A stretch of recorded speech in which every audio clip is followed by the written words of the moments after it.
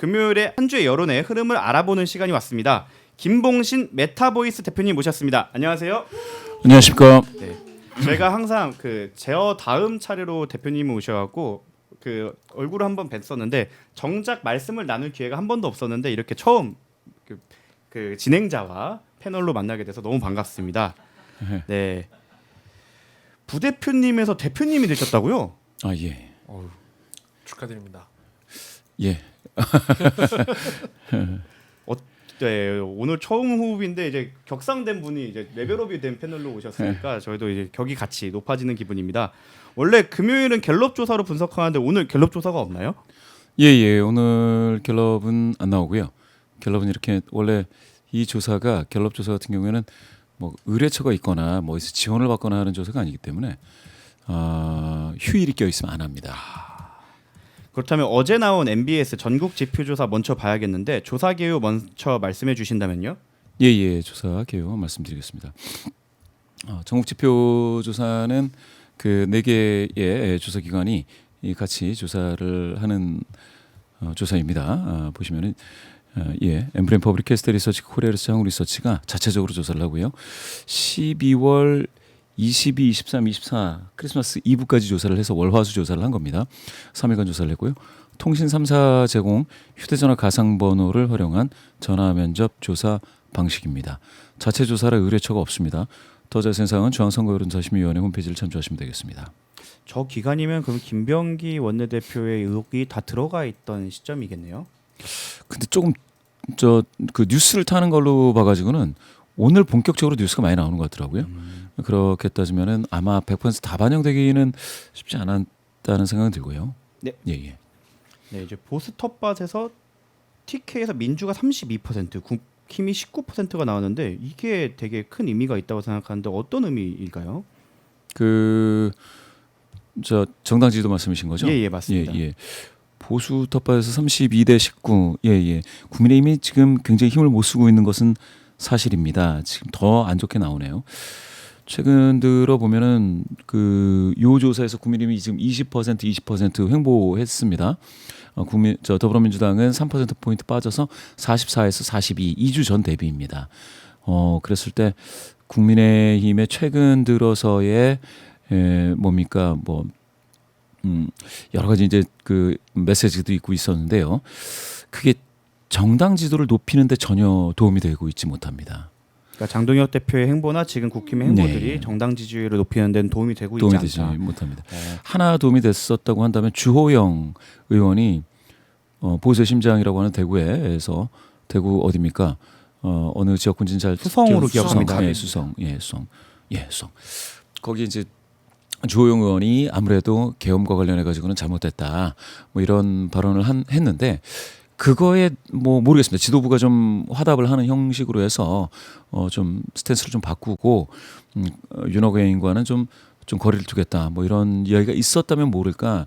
지금에 와서는 고강도 이제 필리버스터로 하면서 대여 공세를 강화하고 있지만 그게 전혀 지지도를 올리고 있지 못한 상황은 여러 군데서 드러나고 있습니다. 다시 대통령 지지율로 와서 보면은 이 대통령에 대한 지지율이 59% 그리고 정보 신뢰도가 54%예요. 작년보다 무려 23% 이상 상승을 했는데 20대 이하에서는 또 부정평가가 높아요. 이유는 어떻게 보시나요?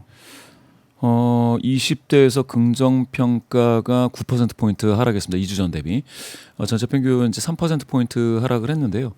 어떻게 보면은 지금 59라는 숫자, 여기서 나오는 59는 아주 나쁜 것 같지는 않아요. 제 느낌상은. 왜 그러냐면 취임 초기에 이제 60% 초중반이었는데 지금 59니까 모르겠어요. 이게 더 떨어지면은 위험하다고 보겠는데 지금 같은 경우에는 지금 차트를 보시면은 최저치가 좀 키워야겠네요. 최저치가 저점을 56으로 지금 확인할 수 있지 않겠습니까? 59. 더 빠지면 이제 56을 하향 돌파해서 그러면 50% 선에 닿거나 아니면은 50% 선이 무너질 수도 있지 않겠냐 이렇게도 전망하실 수가 있겠는데 대통령과 관련돼서 그 정도로 강한 하방 압력은 지금은 없습니다. 다만 외교 때문에 높아져 있는 60% 중반까지 지금 보시면은 최근에 61 나왔었고요. 그다음에 62 나왔는데 요런 정도에서 지금 살짝 빠진 거지 않습니까? 5.2 이내에서. 그러니까 지금 아주 위험하다고 볼 수는 없고 이게 더 빠지면 한 번 더 빠지면 좀 위험하다고 봐야겠죠. 50% 선이 무너지면 조금 큰 선거에서 약간 대통령에 의한 그 후광 효과가 대단하지 않아질 수 있다라는 걸 의미하기 때문에 50%는 지켜야 되고 지금 59면 나쁘지 않습니다. 20대에서 부정평가가 높은 이유는 20대가 지금 긍정평가 32, 부정평가 48이지 않습니까? 이건 좀 16%포인트 격차니까 부정평가가 적지 않이 높다 이렇게 볼 수가 있겠고요. 그 직전 조사가 여기 9%포인트 더 많아서 41이었습니다. 그런데 이건 빠지고 있다. 요거는 한국갤럽에서 요거 한번 보시죠. 한국갤럽 조사는 지난주 겁니다. 요거는 지난주 조사인데 지난주 조사 10월 12월 3주 조사인데요. 16, 17, 18 조사를 했습니다. 이것도 마찬가지로 통신 3사 전화면접 방식이고요. 한국갤럽 자체 조사입니다. 오늘 소개해드린 모든 조사는 중앙선거론사 심의위원회 홈페이지를 보시면 되는데 갑자기 그러면 이걸 왜 제가 보여드리느냐. 이게 있습니다. 12월 3주 조사에서 향후 1년 경기 전망이 있는데요. 자 보시죠. 좋아질 것이다 31, 나빠질 것이다 40. 그래서 네스코어로 마이너스 9 나왔어요. 직전 1개월 전 조사에서는 파란색이었습니다. 플러스였습니다. 그러면 지금 경기 전망이 전반적으로는 좀 더 안 좋아졌다 이렇게 볼 수가 있는데 여기에서 눈에 띄는 게 20대에서 경기 전망이 나빠질 것이다가 54 나왔습니다. 이거 참 안타깝죠. 왜 이렇게 안 좋으냐?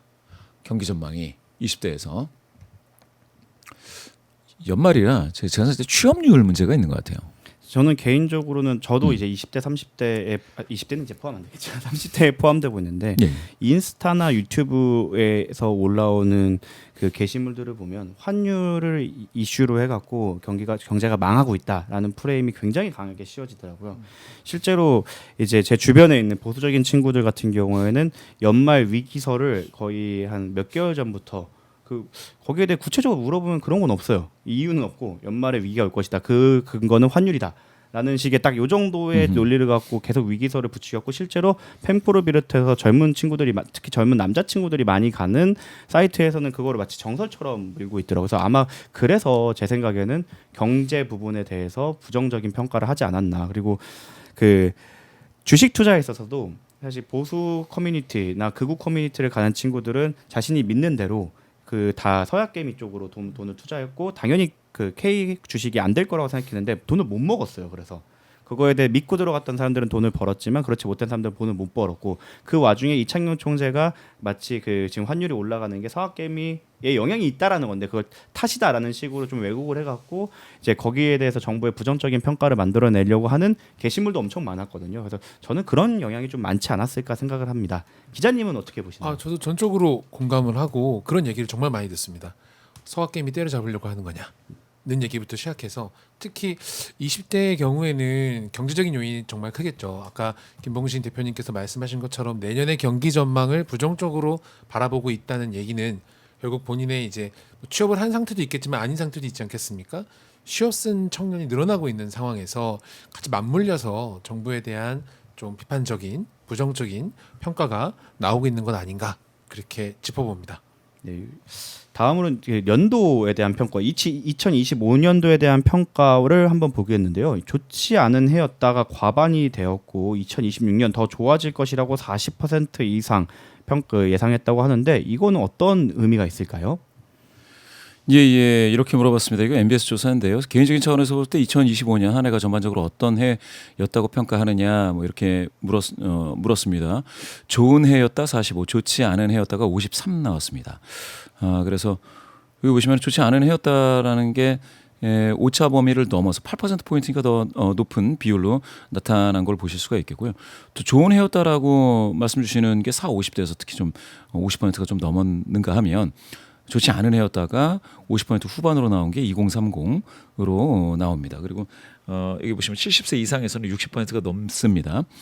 이 정도로 좀 나오고 있어서 이렇게 보면 보수 성향자 이제 다수 분포의 연령대에서 특히 그렇게 된다라고 보실 수가 있겠고요. 그래서 진보 성향자는 65%가 좋은 해. 중도에서는 대략 비슷하지만 좋지 않은 해가 56. 그리고 보수에서는 66%가 좋지 않은 해라고 해서 중도 및 보수가 전반적으로 좋지 않은 해였다라고 평가를 하고 있고, 이렇게 따지면 진보가 약간 이런 내용에서는 고립되어 있는 듯한 느낌을 좀 보고 계십니다. 그래서 좋은 해였다, 좋지 않은 해였다. 이거는 정치적인 의미에서도 많이 보실 수가 있는데, 이게 개인적인 차원이기 때문에 꼭 정치적인 의미에서만은 아니고, 제가 봤을 때는 경기의 영향이라든지 이런 것도 좀 많이 받고 있다라고 생각이 듭니다. 네, 기관별 신뢰도도 좀 눈길을 이끌었는데요. 정부가 54%가 나와서 좀 놀라웠고, 헌재 52%, 경찰 48%, 법원 40%, 국회 31%, 검찰 29%. 역시 검찰이 최하위를 기록했고, 이거는 역시 국민 여론을 보여주는 것 같네요. 예. 검찰. 예. 이 국회가 원래 꼴등입니다. 원래는 이 신뢰도가 대대로 제일 안 좋은 것이 이제 국회였죠. 그리고 그다음에 정부도 좋을 게 없었고, 헌법재판소는 원래 되게 좋고요. 법원이 좋았죠. 지금 여기서 보시면은 선관위가 안 들어갔네요. 선관위가 사법부 정도의 신뢰도가 있었고요. 근데 지금 여기는 없는데, 국회가 상당히 좋아진 경우를 보고 계시고요. 이거는 언제 좋아졌느냐를 보시면 여기인데요. 요거 한번 보실게요. 12월 세 번째 주. 예. 언제 좋아졌냐면 작년 12월 3주 때 41까지 올라갔다가 지금 빠졌습니다. 이거 지금 빠진 거예요. 계엄 직후. 네, 계엄 직후에 많이 좋아졌죠. 그때는 국회 역할을, 그동안은 이제 국회가 놀고 먹는다, 내지는 뭐 철밥통이다, 이런 얘기들 많이 들어왔었습니다. 이게 15 나왔었는데, 어떤 조사는 이 15도 별로 안 나올 정도. 예, 더 안 좋았습니다. 그래서 국회의원에 대한 호감도는 굉장히 떨어져 있었는데요. 지금 같은 경우에 작년 이제 계엄을 해제하는데 담을 막 그 야간에 넘어간다든지 그러면서 고생들을 했죠. 추울 때. 그렇게 되다 보니까 41%라는 그 놀라운 좀 호감도를 나타내다가 올해 이렇게 빠졌습니다. 올해 빠지는 건 뭐 여야 정치인들이 국회에서 굉장히 심각한 그 난장판에 가까운 욕설이라든지 이런 것들을 보여줬지 않겠습니까? 더불어민주당 국회의원 마찬가지고 국민의힘도 거기에 질세라 더 아주 뭡니까? 도저히 이거 요새는 길거리에서도 볼 수 없는 그런 싸움을 국회 국정감사 현장에서 봤었는데요. 그 영향에 따라서 10%포인트 하락한 걸로 볼 수가 있겠고요. 검찰은 원래 뭐 이 정도, 이거는 좀 2022년에 39, 38, 요거는 많이 나온 숫자예요. 이것도 한참 윤석열 검찰이 기간이었던 거죠. 이렇게까지 많이 나오지 않는데 많이 나온 거에서 많이 빠졌습니다. 지금 실제로 검찰이 이거보다 더 빠질 수도 있는데, 지금은 최하치로 국회보다 약간 덜한 정도이지 않습니까? 그런데 요것보다 더 빠진 것도 찾으려면 찾을 수 있을 것 같아요. 나머지 보시면은 정부가 54인데, 물론 그동안의 정부를 보시면은 이렇게 되게 낮았죠. 점점 낮아지는 거고, 이제 정부가 바뀌다 보니까 54로 이제 급등한 결과를 보고 계십니다. 지금 거의 뭐 23%포인트 신뢰도가 이렇게까지 높아진다라는 것은 깜짝 놀랄 일이 아닐 수 없고요. 헌법재판소 같은 경우에는 그 작년 12월 3주에 많이 그 신뢰한다 67이었는데, 이때는 그러니까 헌법재판소 쪽으로 국회 탄핵 그 가결돼서 탄핵안이 올라갔을 때 67인데요. 탄핵을 인용한 이후에 오히려 52로 지금 낮아져 있는 현상은 좀 봐야 될 부분입니다. 놀라운 점이 법원이 계속 지속적으로 올라가다가 25년이 되면서 지금 거의 3년 만에 가장 낮은 수치를 기록한 것도 주목할 부분이네요. 예. 법원은 낮게 평가가 됐네요.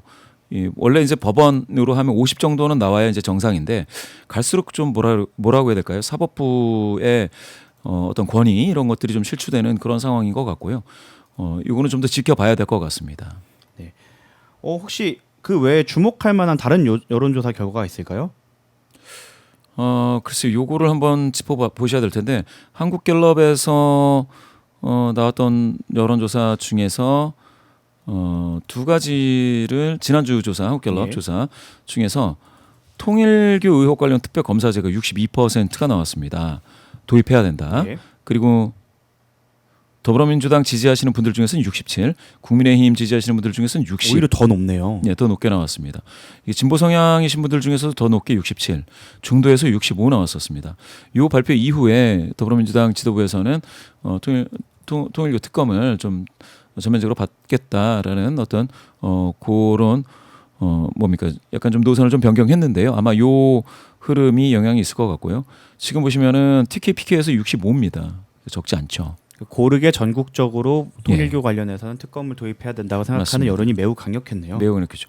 여기에서 만약에 그 광주 전라라든지 진보 성향자들이든지 이쪽에서 좀 이게 좀 낮은 수치였다면 모르는데 지금 광주 전라에도 62가 나왔습니다. 근데 이거하고 비슷한 조사가 하나 있었는데요. KSY 조사 이것도 개요부터 읽어드리면서 말씀을 드려야 될 텐데요.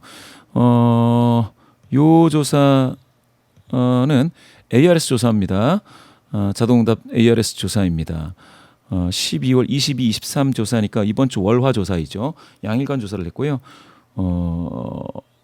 통신사 제공 무선 가상번호 100% ARS 조사입니다. 한국사회론연구소에서 조사를 했습니다. 이거 의뢰처가 안 나오는데 자체 조사일 겁니다. 예, 더 자세한 사항은 역시 마찬가지로 중앙선거여론조사심의위원회 홈페이지를 참조하시면 되겠는데 여기서 비슷한 조사를 했어요. 예, 그래서 몇 가지만 더 보셔야 될 게 예. 여기서 보시면 재미있는 조사를 많이 했습니다. 여기 지금 특검 도입하자가 62.9 나왔습니다. ARS 조사에서도 62.9인데 방금 제가 한국갤럽 조사에서 62라고 말씀드렸지 않습니까? 여기서 보시면 경찰 수사를 봐야 한다가 21.3이니까 낮은 비율이죠. 특검 도입했다가 62.9입니다. 제가 봤을 땐 그래서 통일교 특검이 상당히 큰 뭡니까 그 이슈가 될 것 같고요. 그 다음은 쿠팡인데 쿠팡은 영업정지 찬성이 54.6입니다. 반대한다가 28.3인데 여기 한번 보시죠. 영업정지 처분 검토 중이라고 밝히고 여기에 됐었는데 이걸 영업정지니까 이런 정도로 나오지 뭔가 그러니까 제재를 좀 더 뭐 강화해야 되느냐 이렇게 좀 물어봤으면 이 비율이 더 높았을 수 있죠. 영업정지는 굉장히 강한 거잖아요. 본인들이 불편을 부담해도 되니까 제재를 해야 된다라고 물어봤을 때 대답이 54%가 나왔다고 보면 되겠네요. 영업정지라면 네, 네. 사실 쿠팡을 사용하는 사람들 입장에서는 불편할 수도 있음에도 불구하고 그렇죠. 예. 그럼에도 54% 나왔다면 만약 저게 높은 과징금이거나 예. 그 제재를 해야 된다라고 맞습니다. 생각하냐고 물어봤다면 아마 그렇죠. 엄청난 퍼센트가 나올 수 그러면 있겠네요. 이거보다 확 뛰죠. 확 뛰는 정도가 되기 때문에 쿠팡과 관련해 가지고는 지금 민심이 좀 좋지가 않습니다. 그걸 확인하실 수가 있겠고요. 그다음에 여기 보시면 참 이건 또 대전 충남 특별시 인식이 찬반이 그냥 꼭 따진다면 이거는 6.3%포인트 격차니까 오차범위를 살짝 넘은 거예요. 그런데 오차범위하고 거의 근접할 정도의 격차로 찬성 반대가 어떻게 보면은 글쎄요. 찬성이 무조건적으로 높지는 않네요. 그죠? 반대도 마찬가지고. 이거를 통계표로 봤을 때 저게 있습니다. 예. 요게 대전 충남 특별시에 대해서 대전 세종 충청 지역에서도 찬성이 41.7 나왔습니다. 전체 평균 39.2인데 압도적으로 높지가 않죠. 반대도 높네요. 그러니까 거기 모름 알 수 없음이 좀 줄어드는 만큼 적극적으로 여긴 잘 알아서 대답을 네, 많이 하셨는데 맞습니다. 생각보다 결과는 찬성이나 반대나 큰 차이가 없었다. 큰 차이 없죠. 39.3이 반대입니다. 찬성이 41.7. 이렇게 되면은 요거는 대전 충남 뭐 통합해서 어떻게 한다라는 그 대전 충남 특별시 인식이라고 하는 게 그렇게 대단한 국민 여론의 지지를 받고 있지 못하다라는 것을 보실 수가 있습니다. 사실 여의도에선 국힘이 먼저 그 발의를 하거나 제안을 했고 그걸 예. 받은 형식이기 때문에 사실 통과는 어렵지 않을 걸로 보이는데 예. 의외로 민심 수렴하는 데에서는 장애가 꽤 있을 수 있다는 취지인 그렇죠. 거죠. 그런 내용은 재미있게 좀 봤고요. 요거를 한번 보시죠. 부처 업무 보고 생중계 56%가 필요하다. 불필요하다 26.2. 이렇게 따지면은 격차가 30%포인트 격차가 납니다. 이렇게 되면 제가 봤을 때 이걸 보고서 부처 업무 보고를 가지고 대통령을 탓해야 되느냐라는 질문을 저도 이제 받는데 그렇지 않은 거죠.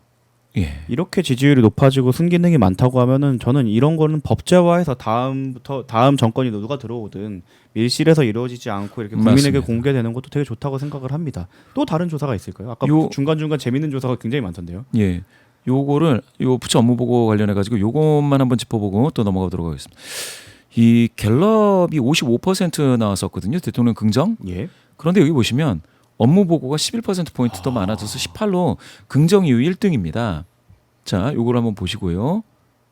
대통령 직무 긍정 부정평가위에서 긍정 1등은 소통, 국무회의 업무 보고가 이렇게 높게 나왔어요. 그러면 여기 한번 보시죠.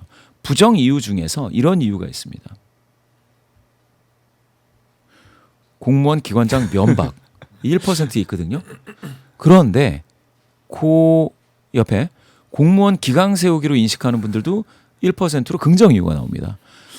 사실 제가 이제 법무관으로 공무원으로 일해보았을 때 가장 많이 들었던 말 중에 하나가 세금 받는 놈들이라고 하시는 국민들이었는데 그거를 면박을 줬다고 이제 부정평가를 그렇죠. 하는 건 되게 의외긴 하네요. 예. 사실상 저 평가를 보면은 지금 외교 이슈를 바로 국무회의 업무 보고로 이어받아서 긍정평가를 유지했다고 분석을 할 수 있겠네요. 맞습니다. 지금 제가 봤을 때 정부 여당이 지난 정부를 이어받으면서 이 성과를 내기가 쉽지가 않은 상황이었지 않겠습니까? 아무래도 인수위 기간도 없었고요. 그 상황에서 외교와 관련돼서는 상당히 좋은 평가를 받았었습니다. 거의 제가 봤을 때는 호재 중에 호재. 그렇죠. 외교로 인한 성과는 굉장히 인정을 받았다라고밖에 해석이 안 되는 그런 여러 가지 지표가 있었는데요. 그런데 이제 외교와 관련해 가지고 긍정 평가 이유가 좀 사그라들면서 그러면서 보시면은 요 국무회의 업무 보고와 관련해서 긍정평가자를 묶어놓고 있는 그런 상황을 보고 계십니다. 방금 밑에 보셨지만 면박 주기 때문에 부정평가하시는 그 1% 베이스는 부정평가자 358분이거든요. 그런데 기강 세우기로서 봤을 때는 같은 1%지만 긍정평가하시는 분들은 550명으로서 베이스가 더 크기 때문에 커서. 그렇죠. 더 큰 많은 분들이 긍정평가하고 계시고요. 요렇게 1등으로 튀어나오는 것도 확인하실 수가 있습니다. 다시 한번 KSY 보신다면 56%는 업무보고 생중계 필요하다. 사실 그 면박 프레임은 국민의힘에서 제기했던 이학재 인천공항 사장을 계기로 해서 나왔던 프레임 같은데요. 아까 그 통일교 특검 같은 경우에도 절대다수라는 표현보다는 상당수가 이제 도입을 해야 된다. 이런 입장을 보여주셨는데 지금 국회에서는 정청래 민주당 대표가 취임 첫 기자회견을 하고 있습니다. 147일 만에 아마 하고 있는 걸 텐데요. 예, 지금 실시간으로 나오고 있네요. 지금 이 자리에서 통일교 특검 그리고 2차 종합 특검은 가장 빠른 시일 안에 추진을 하겠다라는 지금 입장이 나왔고요. 또 동시에 법 왜곡죄 등 사법 개혁안을 신속히 처리하겠다. 이런 얘기가 나왔습니다. 자세한 기사는 아마 언론들이 지금 진행이 되고 있을 테니까 작성이 될 것 같고요. 잠깐 속보를 좀 정리해서 전해드리는데 지금 윤영호 전 통일교 세계본부장 이분 지금 구치소 접견이 거부됐었고 체포영장이 집행이 됐다고 합니다. 그런 속보가 지금 들어와 있고요. 한편으로 윤석열 씨에 대한 결심 공판이 진행이 되고 있는데 이상민, 최상목 등은 불출석했다고. 그래서 증인신문이 철회됐다고 합니다. 그럼 생각보다 빨리 나올 수도 있겠네요. 예, 그렇습니다. 속보를 좀 정리해서 알려드렸습니다. 윤영호 전 본부장 같은 경우에는 그 구인을 거부하니까 영장을 발부받아갖고 수사기관이 데리러 갔다는 거고 사실상 의미 없는 그 저항이죠. 사실 양형에만 불리한 걸로 적용이 되는 건데 왜 저랬냐라고 생각을 하면 변호사 입장에서는 소위 말해 멘탈이 나갔다. 왜냐하면 구형이나 이런 부분에서 분명히 플리바겐이 어느 정도 있을 거라 생각했고 그리고 통일교 부분에서 자기가 타격을 줬다고 생각을 했을 건데 그런 것들이 먹히지 않고 이제 계속 오히려 통일교 특검이 추진이 되고 오히려 사면 초과로 몰리고 통일교에서 어떻게 보면은 다시 손을 잡아주거나 이런 것들이 없었기 때문에 아무래도 조금 궁지에 몰리지 않았을까. 그래서 사실 의미가 없어요. 영장 받아갖고 데리고 오면 되기 때문에 그럼에도 불구하고 이렇게 소위 말해 그 진상을 놓았다라고 보시면 될 것 같습니다. 또 마지막으로 조사 몇 가지만 더 보면 될 것 같은데 민주당 지지율이 그 KSOI 조사에서도 하락을 했어요. 여기에서도 왜 그런 결과가 나왔을지 한번. 어떤 결과가 숫자에서 하락했다라고 해서 이제 그거를 다 해석할 수 있는 그 내용이 네. 한 조사에서 다 있으면 좋은데 꼭 그렇지는 않다라는 거. 예. 그거를 이제 말씀드리고요. 제가 봤을 때는 이제 지금 여기에 보시면은 44에서 41로 하락이지만 큰 폭의 하락은 아닙니다. 아까 대통령 긍정률도 마찬가지인데요. 대통령 긍정률에서도 아까 보셨다시피 3%포인트 하락입니다. 근데 그 정도는 하락이라기보다는 거의 그 횡보했다 이렇게 보실 수가 있겠고요. 최저점도 지금 아닙니다. 최저점은 39%입니다. 그 정도로 봐가지고 지금 선에서는 40% 선을 방어한 정도인데 하락한 그 이유를 뚜렷하게 찾기는 조금 쉽지가 않죠. 다만 이렇게는 좀 말씀드리고 싶습니다. 더불어민주당 관련해서 그 좋은 그 미담 사례라든지 이런 것들이 많이 나오고 있지는 않아요. 호재가 좀 부족. 호재는 없습니다. 호재는 지금 많이 없고 어떻게 보면은 지금까지 대통령 후광 효과가 민주당으로 확산되는 과정에서는 올라갔습니다. 대통령의 어떤 그 외교 성과가 뒷받침되는 상황에서 여당의 지지도가 뒤늦게 이제 한 박자 늦게 올라가는 현상을 보이기도 했었습니다. 그런데 지금은 이제 외교 성과보다는 그야말로 국무회의를 중심으로 한 대통령의 어떤 소통 능력 그리고 공직자들과 함께하는 뭐 예전에 뭐 마징가론 태권브 이론이구나. 태권브이에 누가 타느냐.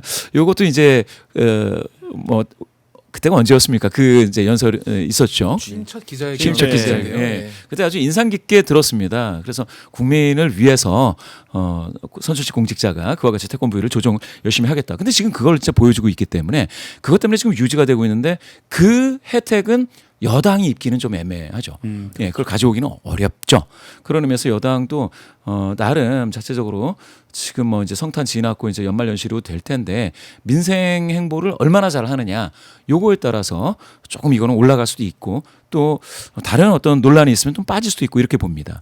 과거에 제가 봤을 때는 그 이재명 예전에 이제 대선 후보 시절에 그 곳곳에 시장들을 좀 찾아다니면서 민생 행보했을 때 정말 미세하게 그 지역이 조금씩 올라갔었습니다. 지지도가. 그거는 지금 여당 지도부도 잘 한번 파악을 해서 그렇게 가면 좋지 않겠느냐는 생각이 들고요. 오히려 지금은 최고위원 선거가 지나치게 과열돼서 파열음처럼 보이면은 좀 이거는 더 빠질 수도 있는 우려도 있겠다라는 것이고요. 그렇지만 국민의힘은 참 지금 이 5차트에서만 보면 이번 정부 들어서 25%가 지금 고점이지 않겠습니까? 그런데 올라가질 못해요. 지금 뭐 장동혁 대표가 필리버스터를 기록을 세워가면서 하고 그리고 또 내부 결속을 다지기 위한 수많은 메시지를 내고 있음에도 불구하고 저 지금 그래프가 계속 횡보 저런 양상을 보이고 있다는 건 또 국민의힘에게는 상당히 뼈아픈 결과 같습니다. 그러게요. 이제 두 가지 같습니다. 국민의힘이 지금 당장은 장동혁 지도부는 제가 봤을 때는 이제 미래의 대권 주자 잠룡들 당내 잠룡들을 좀 이렇게 정치 작업을 하는 것 같아요. 그러다 보니까 그 고관여 지지자들을 우선적으로 이제 끌어안을 수밖에 없는 건데요. 그런데 그렇게 하면 당장 지방선거에서 큰 좋은 성과를 얻기가 어렵습니다. 지금 요 지지도를 가지고 지방선거로 바로 들어간다고 했을 때는 굉장히 좀 어려움이 보이거든요. 그러면은 이제 투티어로 가야 되는데 중도 성향의 합리적 보수 뭐 이런 분들도 안 와야 되고 그러면서도 뭐 당내에서 뭡니까 잠룡들을 어떻게 좀 누르는 그런 과정도 같이 가야 되는데 지금 한쪽으로만 가고 있죠. 그러다 보니까 지금 안 되죠. 그러니까 메시지가 안 먹히죠. 아무리 뭡니까 좋은 메시지라 하더라도 그 임팩트는 사실은 메신저의 그 신인도 신뢰가 가야 이게 그 말이 먹히지 않습니까? 지금은 그게 좀 부족한 것 같아요. 그러다 보니까 이 상태로는 제가 봤을 때 계속 그랬지 않습니까? 추석 때에도 뭐가 바뀔 거다. 뭐 하면 바뀔 거다. 연말이면 바뀔 거다. 연말이면 바뀔 거다. 뭐 하면 바뀔 거다. 참 12월 3일이 다시 오면 또 바뀔 거다. 사고할 거다. 근데 지금까지 지금 이번 국민의힘 지도부는 그렇게 바뀌지 못하고 있습니다. 그렇게 되면 그러면 지방선거 때문에 바뀔 거다. 그때 바뀌어서는 안 되는 거죠. 그러면은 이거는 격전지에서 힘을 내서 싸울 수 있을지. 지금 이미 그러니까 국민의힘 내부에서는 보수의 심장이라는 대구에서도 지금 빨리 바뀌자라는 얘기를 하는데 지금 안 바뀌고 있지 않습니까? 그러면 4월 4일에는 1주년 탄핵 인용 1주년에는 바뀔 거냐? 1년에는 그러면은 그리고 나서는 없잖아요. 그렇죠. 없죠. 하나의 계기가 예상되는 계기는 그 1심 선고 내란이 유죄다라는 사법부의 선고가 나왔을 때 바뀔 거다라는 설도 있죠. 그런데 그렇게 되면 헌법재판소에서 인용하면 바뀔 거다라는 게 이미 2025년 초에 있었잖아요. 1분기 때. 그때도 안 바뀌고 계속해서 이렇게 되는 거는 어떻게 돼요? 예. 장동혁 대표가 무죄 내지는 풀려 나올 거다라는 공소기각 그런 기대한다. 믿음이 좀 있는 거 아니냐 이런 얘기들도 돌더라고요. 아무튼 장동혁 당대표님 굳건히 버티셨으면 좋겠습니다. 네, 그 20%대에 갇혀 있는 국민의힘 그리고 39%에서 44% 사이에서 진폭을 오가고 있는 민주당 정도로 정리하면 될 것 같고 그 국힘에게도 민주당에게도 호재가 없고 지금은 다 악재만 남아 있는 상황이라 이 부분이 언제까지 이어질지 그리고 언제 국면 전환이 일어날지 그리고 국면 전환을 일으킬 수 있을지 한번 주목해 보면 좋을 것 같습니다. 김봉신 대표님 좋은 말씀 감사드리고요. 예. 마지막으로 하고 싶으신 말 있으시면 글쎄요. 새해 복 많이들 받으십시오. 네, 알겠습니다. 감사합니다. 저는 김봉신 대표님은 여기까지 하고 저는 마지막으로 박정훈 대령님 관련해서 한번 말씀을 드릴 게 있어서 또 허락을 받고 말씀을 드리겠습니다. 현재 군사법원법 44조에 따르면 내란과 외환해제에 대해서는 첫 번째로는 방첩사에게 수사 권한이 있고요. 두 번째로는 군 검찰에게 있습니다. 근데 내란 방첩사 같은 경우에는 사실 내란의 약간 주요 피의자들이기 때문에 방첩사에게 내란에 대한 수사를 맡기는 건 굉장히 부적절하지 않습니까? 그렇다고 생각을 한다면 군 검찰이 수사를 하게 돼 있는데 지금 40여 명의 군 검찰 중에 가동 가능한 수사 검사가 4명이라고 합니다. 4명이요? 예. 근데 문제는 뭐냐면 내란 특검과 최상병 특검 등에서 보낸 피의자들이 50여 명에 가깝고 문제는 헌법 존중 TF가 발족이 되지 않았습니까? 거기서 이첩을 시킨 게 800명이라고 합니다. 그리고 이제 조사본부에 이제가 꾸려지고 이제 박정훈 대령이 거기 장으로서 이제 그 직대로서 뭘 해보겠다라고 하자 엄청나게 많은 내란 관련 제보가 들어오는데 수사권이 없어요. 수사권이 군검사 4명이서만 해야 되고 박정훈 대령님을 비롯한 군사 경찰들은 그 조서에 효력이 없기 때문에 그냥 문답 정도만 남기고 있다고 합니다. 그래서 이 부분을 해결하기 위해서는 군사법원법 44조를 개정을 해서 군사 경찰도 내란 외환해제에 대해 수사할 수 있게 바꿔야 되는데 이에 대해서 이제 추미애 그 법사위원장을 통한 입법 발의는 되었지만 여기에 대해서 이게 통과가 빠르게 진행되기 위해서는 국민 여러분 그리고 시청자 여러분들의 그 끝없는 지지와 이게 상황에 대한 공론화가 필요하기 때문에 이 부분 좀 앵커가 된 권력을 한껏 발휘하여 이런 문제 제기를 한번 해보도록 하겠습니다. 잘하셨습니다. 네, 법사위에서도 좀 쟁점이 될 수 있겠네요. 네 이게 참 놀라운 게 제가 이거를 방송에서 말한 당일 네. 바로 발의가 되었더라고요. 바로요? 네. 놀랍긴 합니다. 근데 이게 발의뿐만 아니라 통과가 되기 위해서는 많은 그 여론의 지지가 필요하기 때문에 여기에 대해서 많이 말씀해 주셨으면 좋겠고 오늘 하루 부족한 임시 1일 MC와 함께한 소감 말씀해 주시면 될 것 같습니다. 마치 이미 있었던 사람처럼 잘해주셔서 저 옆에서 보면서 상당히 감탄에 금치 못했고요. 뭐 물론 제가 댓글을 보니까 또 이 박정호 기자를 그리워하는 분들도 그렇죠. 또 있죠. 터줏대감이죠. 예. 예. 돌아와라 뭐 하시는 분들도 있지만 너무 잘한다 이런 댓글도 많았기 때문에 저는 아주 오늘 크게 배웠습니다. 정말 너무 감사합니다. 고생하셨습니다. 저도 크게 기대하지 않습니다. 매일매일이 아닙니다. 가끔 한 번씩 이렇게 나오는 걸로 만족하겠습니다. 지금까지 오늘 1일 MC를 맡았던 정구승 변호사였고요. 오늘 함께 해주셔서 감사합니다. 다시 다음에 꼭 또 여기서 뵙겠습니다. 감사합니다. 고맙습니다.